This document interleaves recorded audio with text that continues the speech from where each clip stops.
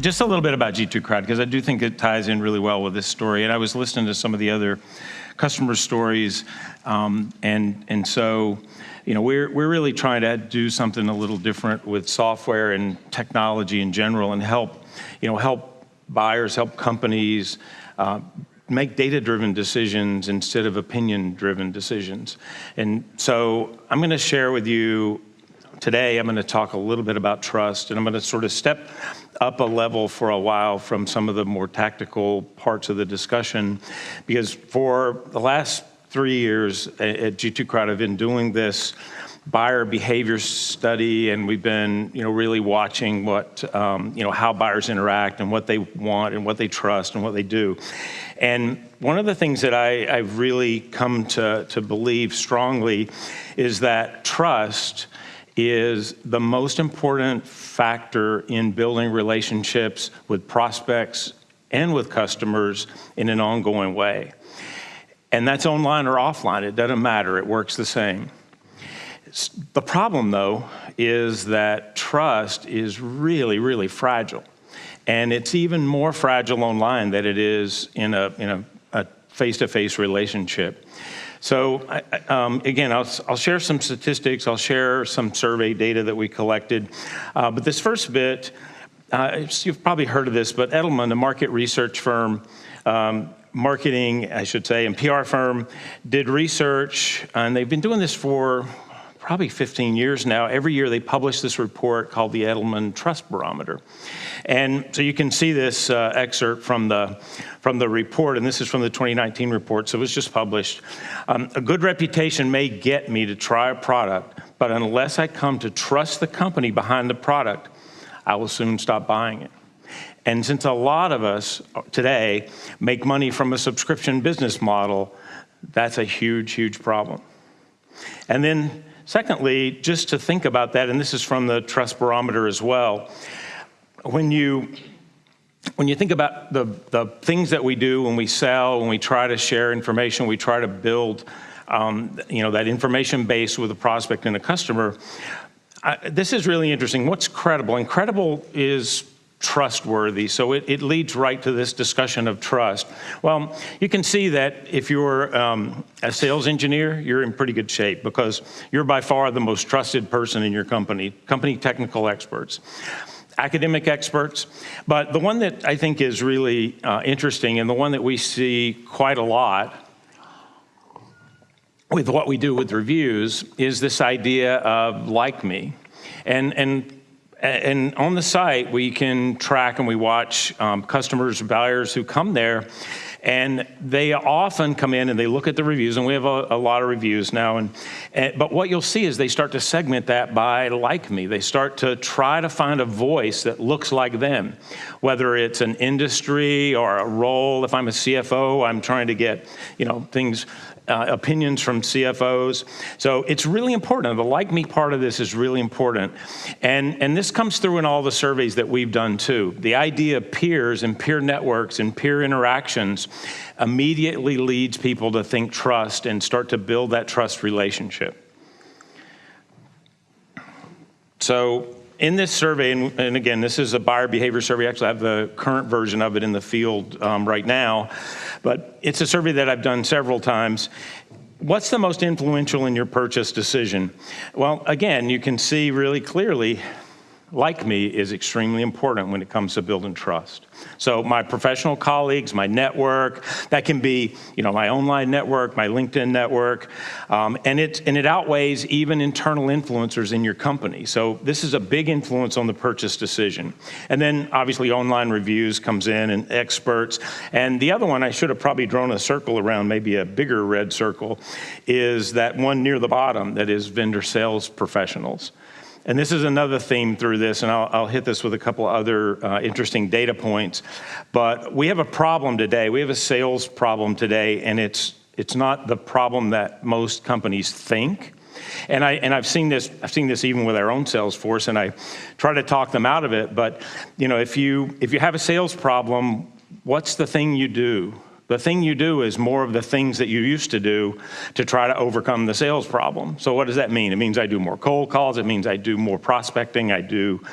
And those things don't work anymore because they don't build trust, and people have a perception, the buyers have a perception that makes them not want to respond when things are not relevant or not contextual. So random cold calls, I do this all the time on my iPhone because I go to a lot of conferences and my badge gets scanned, and then I get lots and lots of calls for months after, and all I have to do, I can even do my watch, is just hit ignore.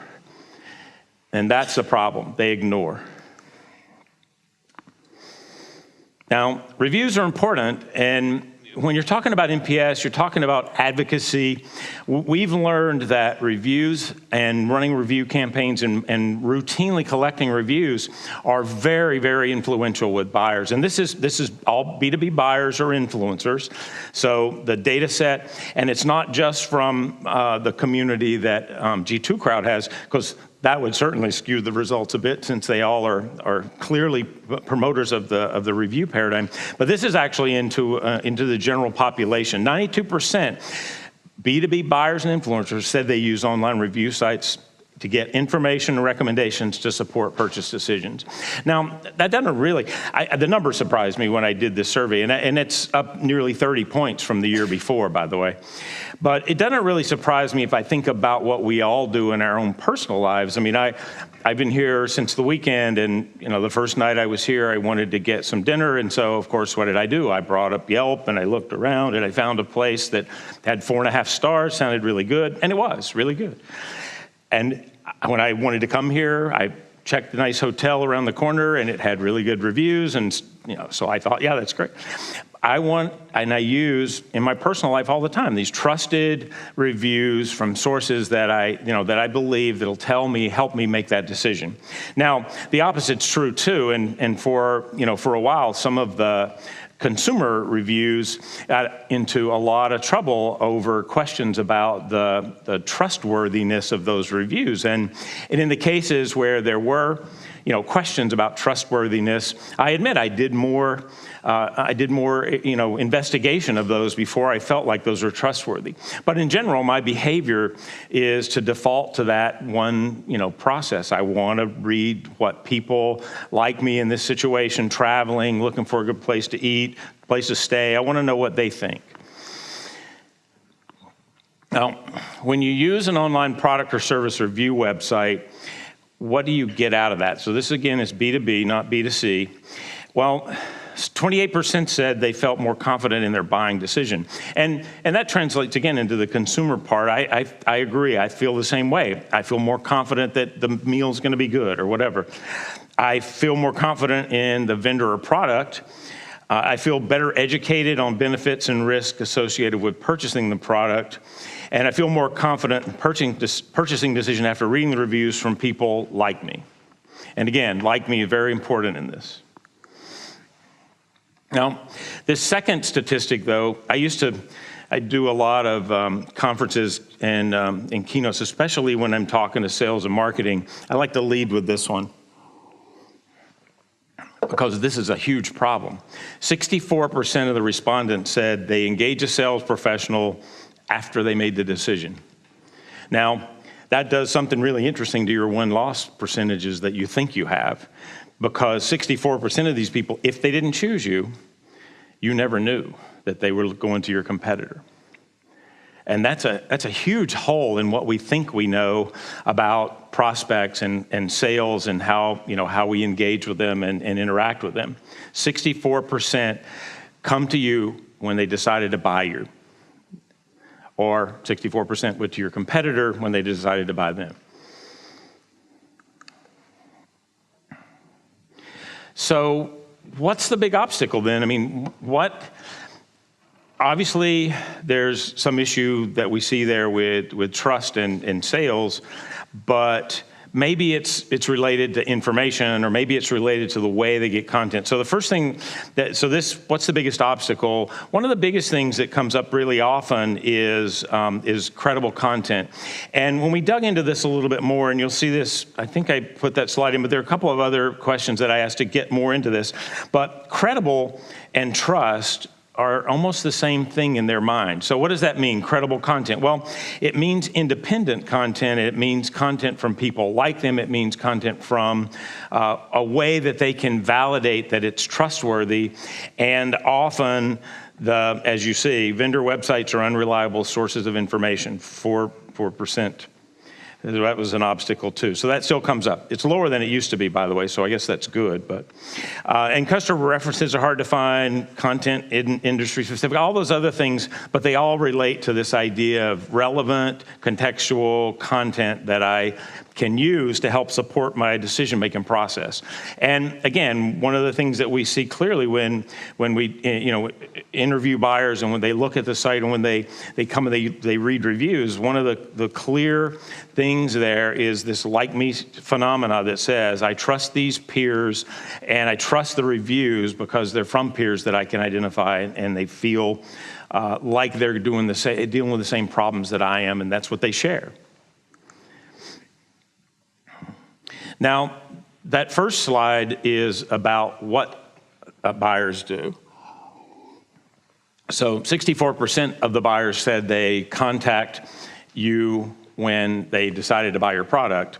But when we asked them the different one, an intent question, I guess that's a little like the net promoter question, and what is your intent? When would you find it most useful to have a vendor salesperson contact you? And you can see that a large number of them wanted a much earlier contact than they said they actually did in their behavior. So there's clearly a gap in what people, the perception of what they think they want and the actual behavior that they execute. And that's also a little troubling because it says that there's something missing from what we're doing that makes them behave in a way that's very different than what you desire. I mean, obviously, you would love to be involved with a prospect in the research phase because that's the earliest place you could form and help them form an opinion that would be amenable to and help them make the right decision from your perspective for your product. And even in the evaluation phase, 32%. So very high numbers, and yet that doesn't normally happen. So just some preference statements, and these, I think, help us start to get to some of the answers around that. So, this first one, I prefer to purchase product services from sales professionals that are recommended to me by someone I know personally online. So that's the first trust sort of statement there that says, oh, well, if the salesperson is recommended from my trusted network, then I would want to engage with them. I would prefer to engage with them. And that's at 76%, so that's a very, very large number. The second one, I expect my professional network to provide introductions to new products, vendor, sales professionals that they know might be of interest to me or my company. Now, there are a couple of things in that statement. One is that, again, trust and peer would help them accept that this is a vendor or a salesperson that I should engage with. But the other thing there is probably even more important because it presumes that the peer actually understands your situation. So if they're recommending this solution, it's because they understand that you are at the point in time when you have this problem, it's relevant to you. They understand the context of your business and your business problem. And so that makes it a welcome interaction. And again, 67% said that's what they expect. That makes it a welcome interaction. So then the next one, I do most of my research about new product services through my professional network. Again, that's not really surprising based on what we saw in the earlier slides. I expect vendor sales professionals to personalize interactions based on information on my online activities. Now, that is actually still pretty high too. That's 65%. So this is the first time that I mentioned this, but this is the other thing that starts to come out. Relevant, contextual are really important, and peers help establish that. But then the other piece of this, is that I want those interactions to be in a way that's personal, or I even like to think of it more today, like we've moved beyond personalized to maybe it's individualized to the specific needs of an individual, not a segment. And the thing that, and this is B2B, the thing that you have to think about, and I'm sure all of you know this, but I mean, business to business behaves much like business to consumer these days, because let's understand who the buyer is. The buyer, or the set of buyers, they're just people that you have to interact with, and so their behaviors are going to mimic what they would do in their consumer behavior. And then I appreciate vendors who contact me with relevant contextual information of products and services. That's 62%. So that's the other part I mentioned, relevant and contextual. So then what does that mean for building trust? Well, the first thing it means is that somehow you have to have a way to interact with them from a peer network perspective. Now, that's hard if you just, if you're just trying to approach a prospect, but it's not as hard if you have an advocacy program. And again, this ties really closely in to the actions that you would take off of the NPS survey.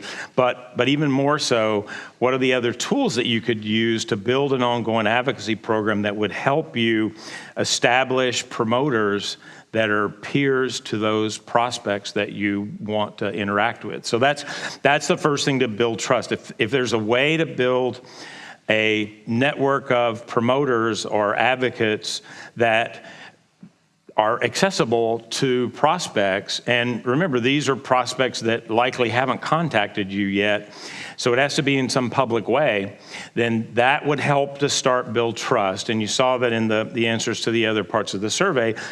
I trust peers, I trust people like me. So that's one of the reasons that we've seen such a huge acceleration in the use of review websites, particularly websites that are really clear and transparent and are independent. So, there are, in consumer and in B2B, there are certainly review sites that do practices that don't help build trust. Now, it's not bad, it's a business model choice.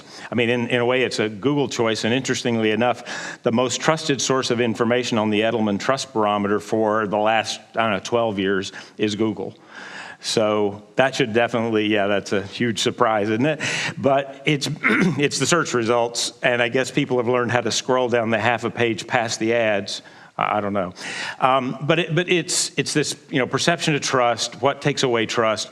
Well, if a review site does practices like intersperse ads or do paid placement, especially if you can't really tell at first and then you learn that about them, that breaks the trust paradigm. And in fact, those sites often, that they're simply just a lead gen site. They aren't really creating this advocacy or interaction. Not a bad thing necessarily, but it doesn't help build trust. And in the long term, why do IT departments call Gartner or IDC or Forrester? It's because they have this perception that that's the trusted voice in the industry, that expert can actually make a difference in their decision. And most of Gartner's customers tend to be IT, and for them it's job protection, job security. Oh, I bought this system because Gartner recommended, goes a long way to help me know that it's a trusted solution and I should buy that. But if you think about making that decision based on an analyst opinion, that's a tenuous sort of way to say that you build trust and and you're gonna. Now, I guess the good news is for most of the IT departments, those firms tend to be extremely conservative, so they're probably never going to give you something that's going to help you disrupt your business, but they're not going to give you something that's going to break your business either. So I guess that's in some ways a very good thing, right? Then the second part, when peers, but peers that are like me, that gets to be really important. How do I get to information that comes from people that look like me? Same jobs, position, same geography, same industry, whatever that might be. Everybody has a different perception of that, but it's important that they have this opportunity. And you know, for years in the software business, and before I was an analyst, I was at a bunch of different software companies, including PeopleSoft and Autodesk, before Oracle bought them, though, so I didn't work for Oracle. But if you think about that issue, we used to try to do references that, and we'd build one or two relationships that we could use over and over again, or you'd have a small handful of them that you use. So there was actually one software company that there was a story that in the US and it was an ERP company, but they used the same reference site for everybody. But what they would do is give you a list of references that looked like you, but then on the day of travel, they'd change the plans. Oh, sorry, but we couldn't do that, but this one will work. So, we had a lot of trouble with this for years. How do we get people like me to interact in a way that's transparent? And that's part of why, again, the review sites have really started to see, in the B2B world, started to see a lot of growth. And then lastly, privacy is a really complicated issue, and I, certainly we've gone through a lot of work to make sure that we could be compliant in Europe with GDPR and, a different sensitivity perhaps to privacy. The US has much less regulation there. They need more regulation, but it's just not, we haven't evolved to the point that the EU has around that. So, why would I give you my information, and what does that take? Well, this goes back to one of the first early sort of paradigms of the internet in general, and that is that I'm willing to participate in some sort of exchange of value if I see the value back to me. Now, the simple way for that is to say, oh, if there's this report that I really want, I'd be willing to give you my email and permission to contact me if I had access to that. Or, there are a number of other ways that could play out. But this is really important in any sort of advocacy program, any sort of interaction that you want to have. Always have that balanced value proposition in mind, because if they perceive enough value, then you're safe on the privacy side of it, as long as you meet regulations and behave in a way that's transparent and trustworthy.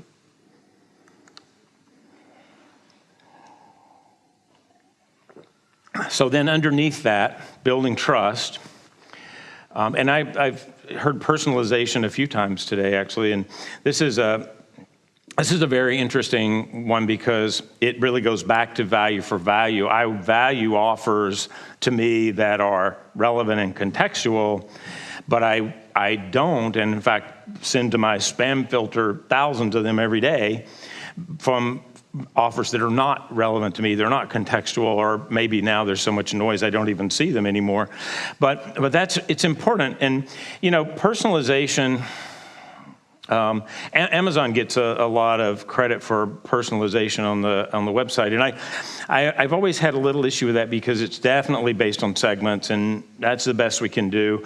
But it's funny, because information-wise, data-wise, Amazon has a lot more data than they use in that personalization. And in fact, so I'm also a photographer, a pretty avid photographer. I'm an old-fashioned photographer. I switched back to film, and so I have very specific things that I buy from Amazon, and I buy a lot of stuff from Amazon to support that photography habit. Mostly, higher-end equipment or used equipment or things that would support that. So if you looked at the data, you'd see that it's pretty clear that I'm a photographer, semi-professional. I spend a lot of money there. It's something that I'm interested in. But then for Christmas a couple of years ago, I bought my mom a $149 point-and-shoot digital camera, which was great for her. And so then for a year after, every day, I got an offer in my email from Amazon to buy another $149 point-and-shoot camera. That's not personalization. But that's what segmentation does, because I hit one of their high profile products that, high volume products, so they constantly want to try to get me to go back into that, and I'm not really in that segment. So that's why I think individualization is something that we really start to think about, and how do you get to that point? It's from data. It goes back to value for value, though, of course, because data exchange, data availability, in some cases, is going to be, very closely tied to what you're allowed to do and what you want to give out online. So, if we think of data sources, and I talk about this, I end up talking about this a lot because this is like a question that particularly CMOs ask. They want to know, what's the first thing I should do when I'm trying to go into, and be more aware of this sort of digital transformation that you hear people talk about, and particularly around customer experience. What's the first step to get to any sort of better customer experience? Now, there are a whole lot of things to do downstream, but the number one thing that I see all the time is that most companies don't have a good data foundation to even know what they need to know about that customer. In fact, most of them don't integrate all of the silos. And I was talking to a CMO a couple of weeks ago, and I said, how many systems, how many MarTech systems do you have? And he said 36. And I said, how many of those are integrated? And he said 3. That's a problem. Because, how do you build a 360-degree view of a customer? You do that by putting this all together in a way that you can get to the data, put the data, model around and understand what the context is, what is relevant, and maybe even move from personalization to individualization because you know more about that prospect or customer.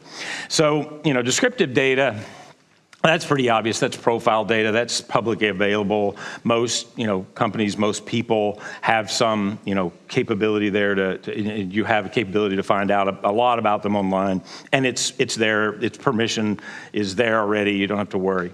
And then contextual data, outcome data particularly, if they're a customer, you know that, right? You have a history of transaction with them, so you have that data already. So put those together, you get a pretty good profile. And then the other pieces, and this is one of the things that we've seen that has really been interesting in the growth of the review site, is what we call intent data. And you hear this term used a lot in the marketing world of tying intent sources, different data sources together to give you some more indication of what the buyer is doing or wants to do. And in our case, it's really a real-time stream of companies that are coming to your product or your competitor's product, so you can actually see what that flow looks like. And in that case, it's a positive and a defense. So it's a good offensive way to find new customers. It's also a great defensive way to know when a customer's at risk, because obviously if a customer is getting ready to renew, or you think they are, and they spent the last 2 weeks researching your competitors, then you have a customer service problem or you have a customer issue, you have something that you need to resolve that can really, help save that. And so, intent data, contextual data, very important to this whole kind of profile and having that data foundation. And then I just put this up really quickly. Data sources, transaction, self-reported, and action and reaction data. It's fairly obvious, I think, but it's something that you have to think of in a holistic way. So technology then supports trust, and that means that you can use technology to help build connections that are trustworthy. And I listed some of the solutions there. We spent a lot of time today with customer experience, which is extremely important in this. But you really have 3 different places that you can focus when you talk about technology. Productivity, automation, artificial intelligence. How do I make my salespeople more productive by giving them sales intelligence that actually helps them learn that buyer intent data, for example. And efficiency, we certainly care about efficiency, but the most important part of this is effectiveness. How can I learn and get a good picture of what that prospect or customer is doing and understand how to reach out to them in a way, in a place where they are, so that I can, support that and start to predict what they actually want from me, and I can offer contextual and relevant. So just two quick examples of customers, and this, again, is just the way they built this, more trustworthy engagement on our site using peer reviews. And Sisense, a BI company, a BI analytics company that you may have heard of, but they've done well for the last several years in all our reports around, around reviews on BI tools. And so they had this compare report, and we do these pretty regularly. Just take the data, snapshot, and then put a report that they can gate and manage to. And you can see they look really good in the report. You set up this landing page, and the results were pretty amazing, or they were very happy anyway. 16x ROI on the campaign, 6.4% conversion rate on Google AdWords, and 1,800 leads captured. Not bad. And then the other one, team support, and these they license. We have standard reports. This is a grid report. It looks an awful lot like a Magic Quadrant if you're in the software world. I apologize for that. I didn't design this. It was there when I got there. That was a disclaimer. I should put that at the bottom, shouldn't I? But so this report, this grid report, which is one of 6 of our standard reports, they license that. They put it up on a landing page, gated it, and you can see they put some stats up there: 95% customer satisfaction, some things to capture attention that start to show, their position in the market. But 204 signups, 50% opportunity to close rate, and 409% ROI. So pretty amazing return. So I'm starting to get the hook, I know, so I'm gonna try to wrap this up. I'm going to try to wrap up, and so we can answer some questions. But if you think about leveraging reviews, and obviously, it's something that I think about a lot, it's clear that the voice of the customer is really powerful. And having an independent voice of that customer, of the user of your product, whatever the product is, it doesn't matter. Having that voice of customer available and in a way that is independent and that establishes like me, that helps the prospect get to people that are doing the same things they are, that have the same problems, solving those problems. They can understand that. That's really powerful, and that is really important from a trust perspective. And then the other one is, and I think this is partly where some of the sales issues that we saw in the statistics came out earlier, is actually getting to the prospect where they are. Because they're not, as we saw, coming to your salespeople in the early stages. So if you can figure out places, and review sites particularly are interesting because, again, it draws those customers, those prospects in, and there are other sources as well. But if you can meet the prospect where they are, then you increase the opportunity and the ability to close that deal. All right. So I'm going to take questions now. Am I? Do I have time? Yeah, I do. Okay. Thank you so much.